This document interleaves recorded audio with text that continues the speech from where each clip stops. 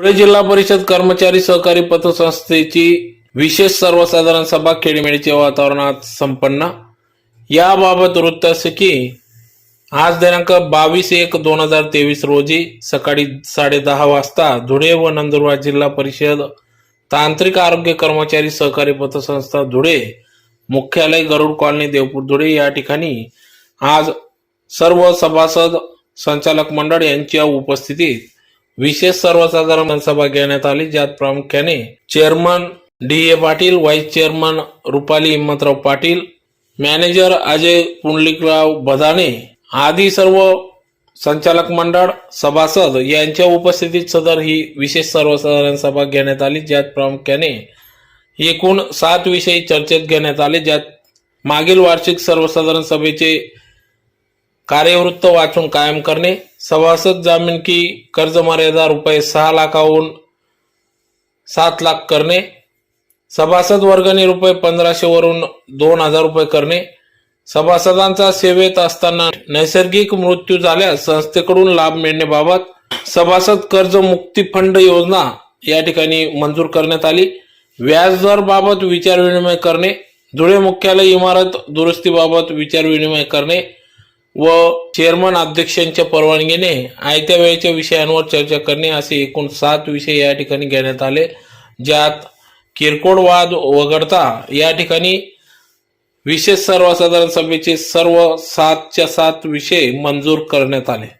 ऐकून घ्या, मग तो पैसा कोण भरेन? आता यांनी सांगून सदस्यांनी समजा त्याची लायकी नव्हती 5 लाख घ्यायची, त्याने 10 लाख घेतलेले अर्ध देतो म्हणजे अर्ध देतो तुम्ही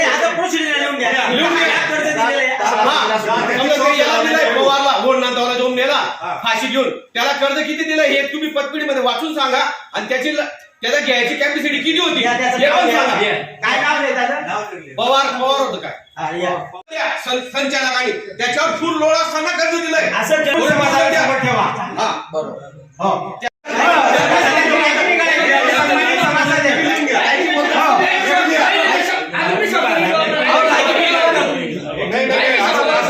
सुपरवायझर होता, त्याची लायकी करणं हा निषेध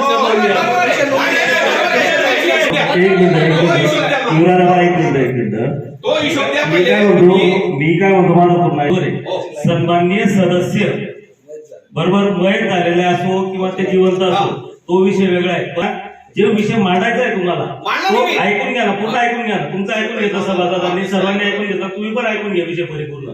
तुम्ही विषय मांडतायत ना, तर मांडताना तुम्ही हे भान ठेवा की ते सभासद आहे, सभासद हा महत्वाचा आहे। कोणतीही पतसंस्था असू द्या, त्याला सभासद असेल तर पतसंस्था चालणार आहे, बरोबर आहे ना? बरोबर ना? एक तो शब्द वापरतायत लायकी, बरोबर आहे ना? लायकी हा शब्द योग्य नाही, योग्य नाही।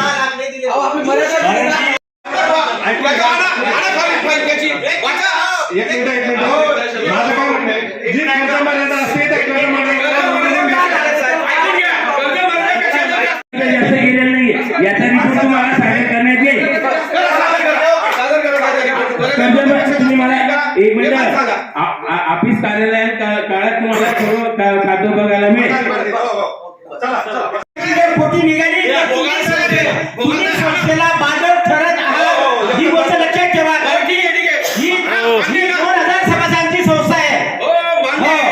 तुम्ही आणा रेकॉर्ड आर्थिक व्यवहार करताना आम्ही विशेष सर्वसाधारण सभा बोलवतो, ही विशेष सर्वसाधारण सभा बोलवलेली आहे कारण सभासदांच्या हितासाठी आणि संस्थेच्या हितासाठी आपण परस्पर निर्णय घेत नाही, सभासदांना विश्वासात घेऊन कुठलेही निर्णय घेतले जातात, म्हणून वर्षात 2-2 वेळा सभा होतात। या मी तेच म्हणतो, हे बघा तुम्ही अभ्यासपूर्वक बोलत नाही। पहिली गोष्ट, तुम्ही जे बोलतायत ना त्यांच्यावर 10 लाख असेल कसं असेल तरी पण सांगून देतो, ऐका त्याचं व्याज झालं असेल, कधीचा तो थकबाकी असेल तर ते तुम्ही म्हणताय हप्ते वसुली झाली का हे मला सांगा। त्याच्यावर 5 तुम्ही काय बोलले?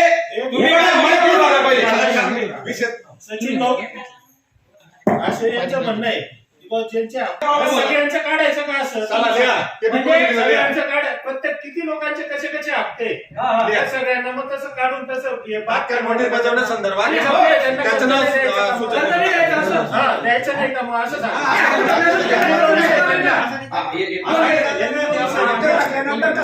कसं काय दिलं हे आम्हाला म्हणणं आहे. आपण तर दिलं कसे? 4 वर्षात त्यांनी किती आगे होऊ शकता. ऐका, मी आरती पाटील म्हणून तुमच्या सेवेत होतो जिल्हा परिषदला. मी रजेवर गेलो, माझा हप्ता थकून जाईल. किंवा ऐका, एखाद्या वेळेस मी आजारी पडलो 2-4 महिने, तुम्हाला ऐका, काही वेळेस मी परागंद झालो तर माझे हप्ते थकू शकतात. हो ठीक आहे मान्य मग असं तर कोणी थकवत नाही ना की तो ऑन ड्युटी आहे मग हो हप्ता ठीक थकला. मग तेच म्हणतोय मी. मग ऐका, On त्याला duty असताना ऐका, on duty असताना हो ना, मी त्याचेही उत्तर देतो. On duty त्याच्यासाठी असताना आठवण झालं ना त्याच्या. ऐका ना, त्याचं उत्तर पण मी देतो. अशा वेळेस आपलेच सभासद आपल्याला जबाबदार असतात. कधी कधी आपला पगार मी करणारा पण सांगतो, दादा होणार पण एवढा हप्ता कापू नका. रिक्वेस्ट करतात, मग तो त्याचा हप्ता कापत मान्य नाही. झालं. 1 झालं, 2 झालं, 4 झाले. ऐकून घ्या ना. हो. तोंडावर बोलतोय 4 हप्ते डब केले, ठीक आहे मान्य आहे आम्हाला. बरं. तुम्ही आजारी पडले, तुम्हाला आजार मोठा आहे, बरोबर. हप्ते डब केले मान्य. त्यांना आजार पण दाखवा आणि हप्ते का डब केला याचं पण उत्तर द्या मला आता.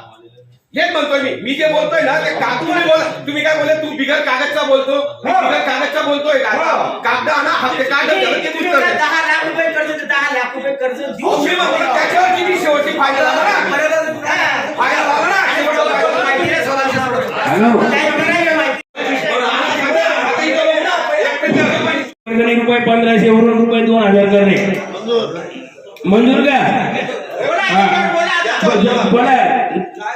उत्साह 1500 वरून 2000 रुपये करणे. विषय नंबर 4 सभासदांचा की अशी माहिती मिळाली की आपल्या काही पैशाची जी रक्कम आहे बुवा, जे 2 करोड रुपये आपण दुसऱ्या बँकेत ठेवलेले आहे. कमी व्याजदराने. आता काही कर्मचाऱ्यांनी माझ्याकडे मांडलं की वर्गणी वाढवू नका.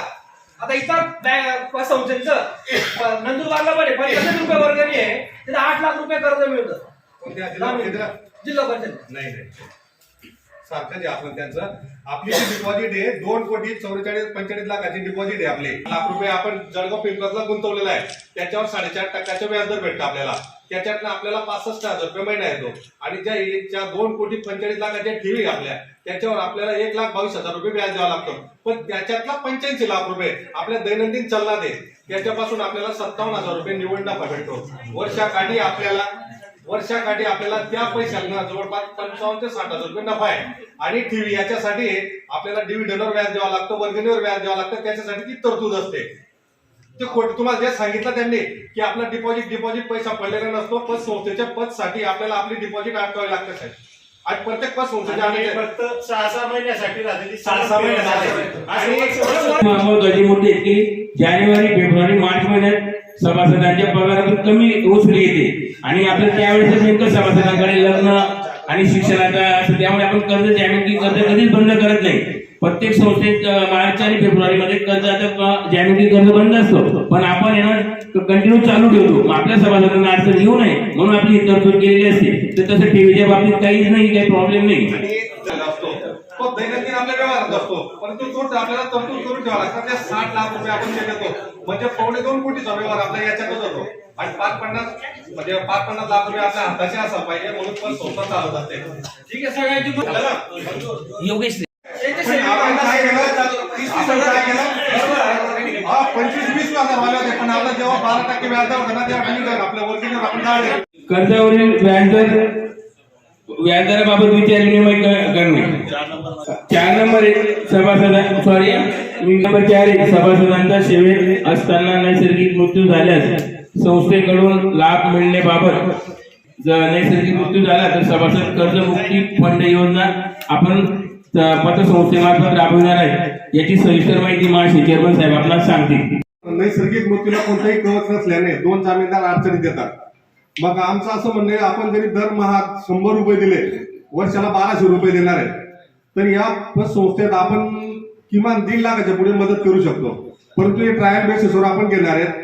जर तुम्ही आपल्या 1500 सभासदांचा आपण सर्व विचार करून आणि सर्व मेहनतीने हा डाटा तयार केला गेलेला आहे. आपण दर महिन्याला 100 रुपये दिले तर 3 महिन्यानंतर ही योजना आपण चालू करणार आहे. जर या संदर्भात कुणाला काही अडचणी असेल तर विचारा, आम्ही सॉल्व्ह करण्याचा प्रयत्न करू.